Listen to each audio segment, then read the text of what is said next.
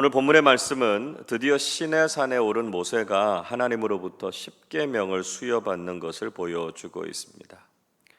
그런데 십계명을 받기 전에 먼저 하나님께서 말씀하신 것이 있었습니다.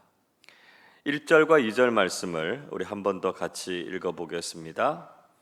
하나님이 이 모든 말씀으로 말씀하여 이르시되 나는 너를 애굽 땅 종되었던 집에서 인도하여 낸 내 하나님 여호와니라.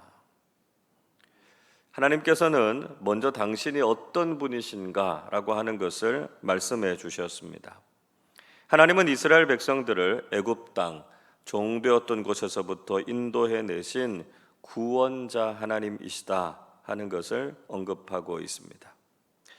하나님께서 이스라엘 백성들과 언약을 맺기 전에 하나님과 이스라엘 백성들과의 관계가 어떠한가 하는 것을 말씀하고 계시는 것이죠. 하나님께서 그들을 얼마나 사랑하시는지, 또 그들을 어떻게 인도하시고 돌보셨는가라고 하는 것을 먼저 말씀하신 것이었습니다.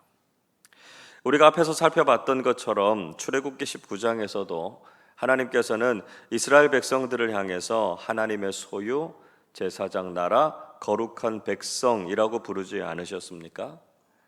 그런데 그 언약을 맺으시기 전에 하나님께서 그들을 출애굽시키신 사건과 그들을 독수리 날개로 업어서 인도하신 것을 먼저 기억하게 하셨습니다. 이 말씀들이 보여주고 있는 것이 무엇이겠습니까? 약속보다는 관계가 우선이라는 것입니다. 하나님께서는 언약을 맺으시고 그들에게 명령하시기 전에 하나님과 이스라엘 백성들과의 관계를 중요하게 생각하셨다 하는 것을 알 수 있죠. 우리가 누군가와 약속을 할 때 전혀 모르는 사람이거나 또 신뢰할 수 없는 사람과는 약속을 하지 않죠. 먼저 그 사람과 관계를 맺고 그 사람을 신뢰할 수 있을 때 우리가 약속을 하지 않습니까? 하나님께서는 이스라엘 백성들에게 십계명을 주시고 언약을 맺으시기 전에 하나님과의 관계와 신뢰를 먼저 확인하게 하셨습니다. 그래서 하나님께서 신실하신 분, 즉 약속을 지키시고 신뢰할 만한 분이다 하는 것을 알게 하셨고요, 그 관계를 기초로 해서 언약을 맺으셨다라고 하는 것을 알 수 있습니다. 그러면 이제 구체적으로 십계명의 내용이 어떤 내용인가 한번 살펴보도록 하겠습니다. 3절 말씀 보시죠. 너는 나 외에는 다른 신들을 내게 두지 말라 말씀하고 있습니다. 첫 번째 계명은 하나님 이외에 다른 신들을 두지 말라 하는 것이었습니다. 오직 하나님 한 분만이 유일한 신이시고 하나님이심을 고백하라라고 하는 것이죠. 세상의 모든 신들은 다 헛되다는 것입니다. 오직 하나님만이 신이심을 인정해야 된다라고 하는 것이죠. 지금도 많은 나라에서는 다신론을 믿고 있습니다. 온갖 것들을 다 신이라고 섬기는 경우가 많죠. 그러나 우리는 오직 하나님 한 분만이 유일한 신이시고 우리가 섬겨야 할 유일한 하나님이시다라고 하는 것을 고백해야 된다는 것입니다. 두 번째 계명은 우상을 만들지 말라 하는 것이었습니다. 4절부터 6절까지 말씀 보시면 하나님께서는 그 어떤 우상이나 형상도 만들지 말라 명령하셨습니다. 이것은 단지 다른 신들의 형상만이 아니라 하나님을 눈에 보이는 형상으로 만들어서도 안 된다는 것이었습니다. 이스라엘 백성들이 금송아지를 만들어서 그것을 가리켜서 우리를 애굽 땅에서부터 인도해낸 여호와 하나님이다 그렇게 부르지 않았습니까? 하나님께서 이스라엘 백성들의 죄를 지적하셨고 그들에게 진노하셨죠. 하나님은 영이시고 우리의 눈에 보이지 않는 분이십니다. 그래서 어떤 형태든지 하나님을 형상으로 만드는 것도 다 우상 숭배라는 것이죠. 세 번째 계명은 하나님의 이름을 망령되게 부르지 말라 하는 것이었습니다. 7절을 보십시오. 너는 내 하나님 여호와의 이름을 망령되게 부르지 말라. 여호와는 그의 이름을 망령되게 부르는 자를 죄 없다 하지 아니하리라 말씀합니다. 자, 이 계명은 하나님의 하나님 되심을 인정해야 된다는 것이죠. 하나님의 이름과 영광에 합당하게 행하라 말씀하고 계십니다. 우리가 하나님을 모독하거나 불경하게 대하는 것만이 아니라 하나님의 신성을 인정하지 않는 것도 역시 하나님의 이름을 망령되게 부르는 것입니다.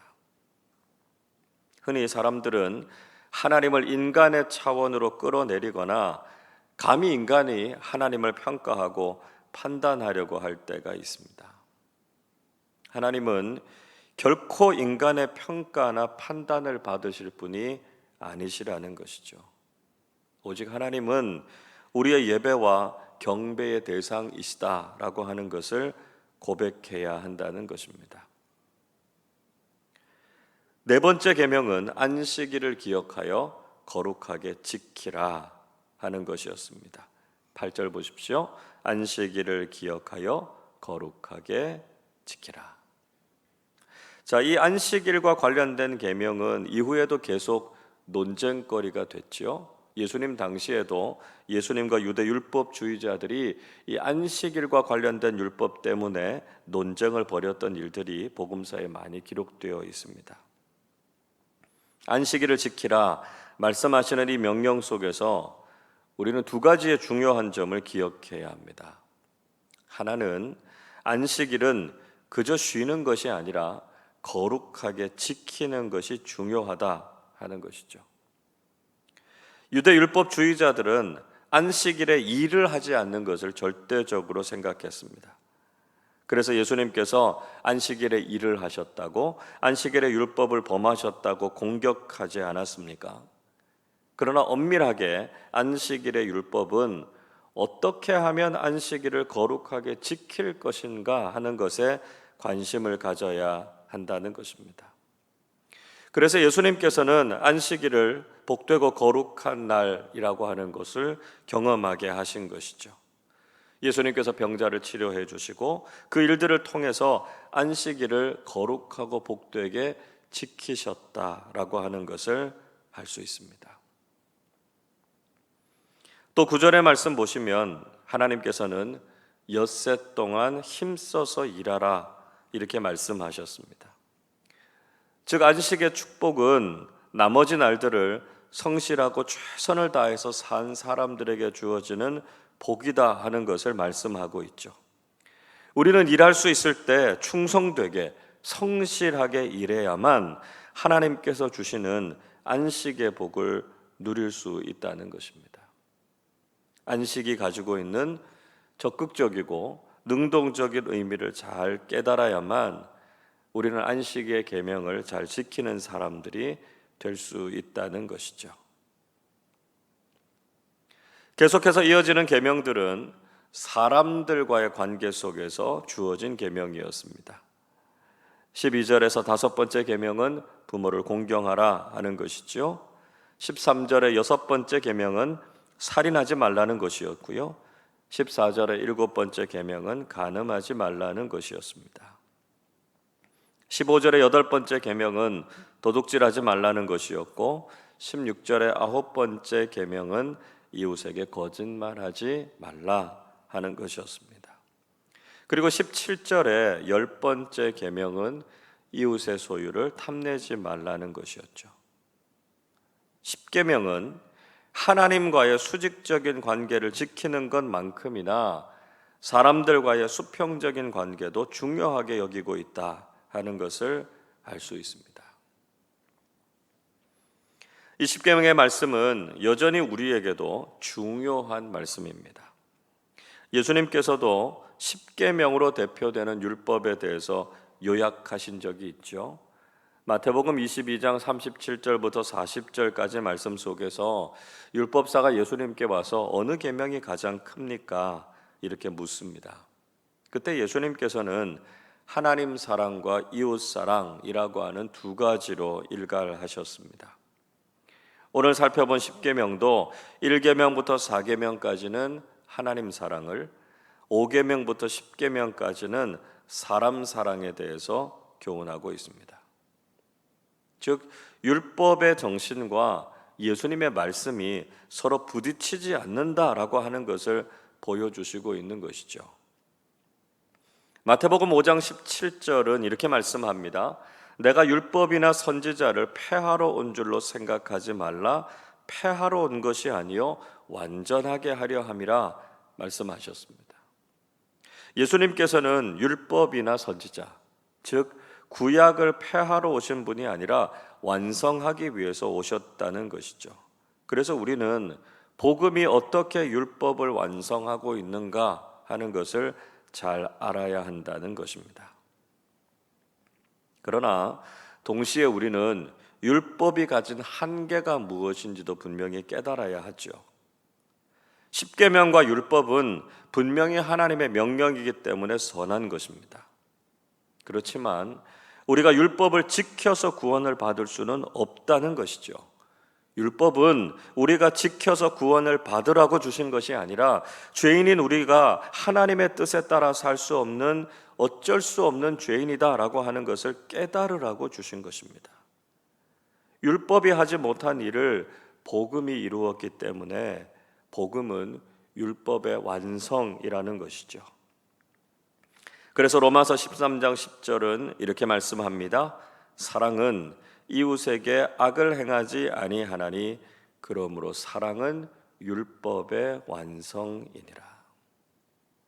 십자가의 사랑으로 대변되는 복음은 율법을 완성한 것입니다.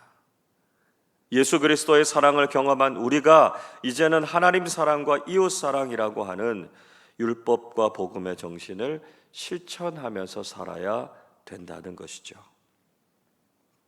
여러분, 하나님께서는 우리와 언약을 맺으시고 우리를 하나님의 백성으로 살아가게 하셨습니다. 우리와 약속하시는 하나님, 우리에게 복을 주시기 원하시는 하나님의 마음을 깊이 깨닫고 늘 감사하실 수 있기를 바랍니다. 하나님께서 주신 명령이기 때문에 그 명령을 우리의 삶의 기준으로 삼아서 하나님의 말씀에 순종하는 삶 사실 수 있기를 바랍니다. 그러나 우리는 죄인이기 때문에 우리 스스로는 하나님의 기준에 충족되는 선하고 의로운 삶을 살 수 없다는 것을 고백해야 합니다. 오직 십자가의 사랑과 복음의 능력으로 우리가 새롭게 되었다라고 하는 것을 믿고 예수 그리스도 안에서 하나님 사랑과 이웃 사랑을 실천하실 수 있기를 바랍니다. 오늘도 성령님께서 우리와 함께 하셔서 율법과 복음의 정신을 깨닫고 하나님의 백성다운 거룩한 삶을 살아가는 우리 모두가 되시기를 주님의 이름으로 축원합니다. 기도하겠습니다. 하나님 아버지, 저희들을 구원하여 주시고 하나님의 언약을 주셔서 약속의 자녀들로 살아가게 하심을 감사드립니다.